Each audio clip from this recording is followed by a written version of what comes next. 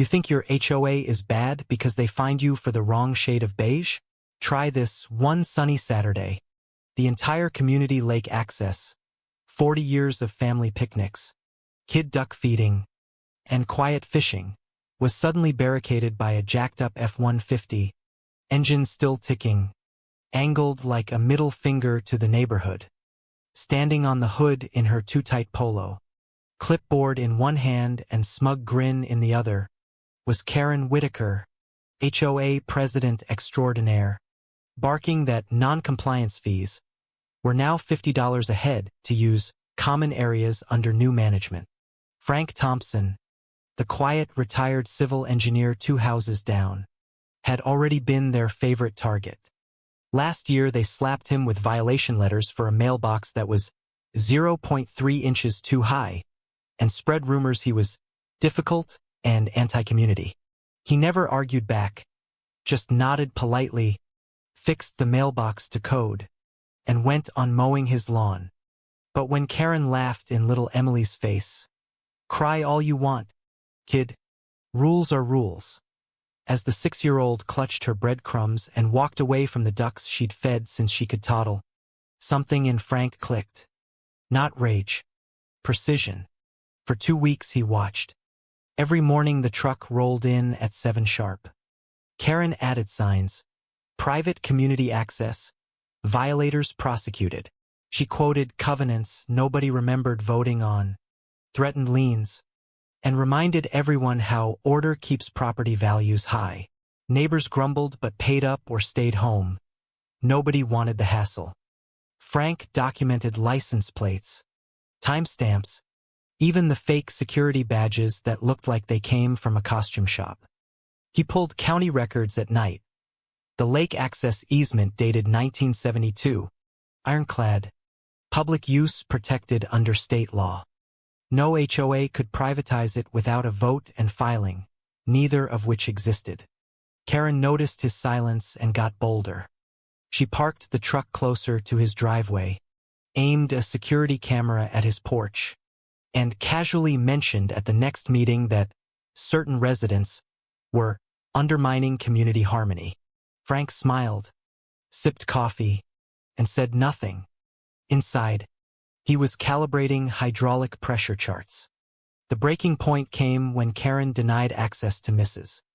Alvarez, 82, who used the path for her daily walk. New policy, Karen snapped. Safety first. Mrs. Alvarez turned away, defeated. That night Frank loaded his trailer. Hydraulic lift from his old bridge projects. Impact wrench, plasma cutter, safety cones.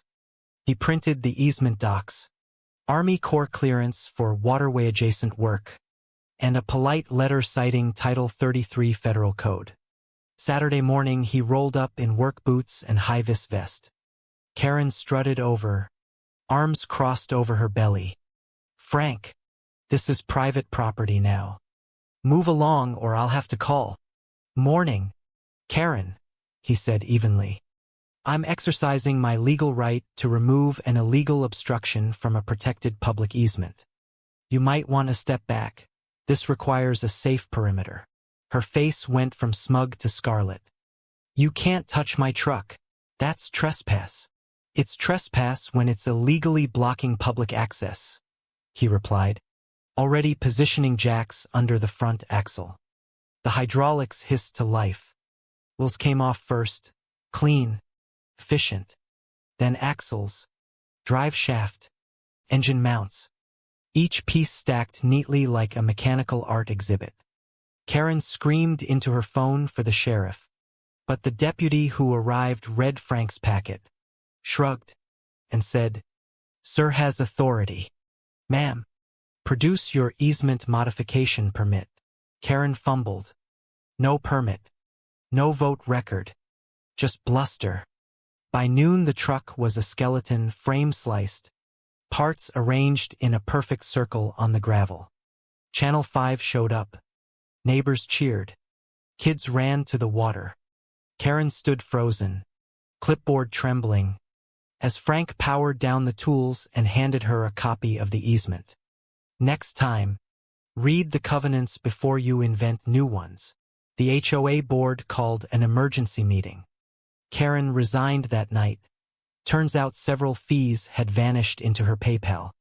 State investigators are now looking into the books. The lake access is open again. And Frank? He just nods hello when people thank him, then goes back to fishing with his grandson. Was Frank a hero who restored justice?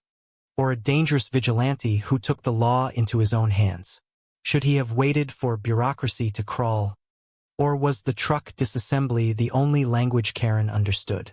Drop your take in the comments, right or wrong. Who's really the villain here?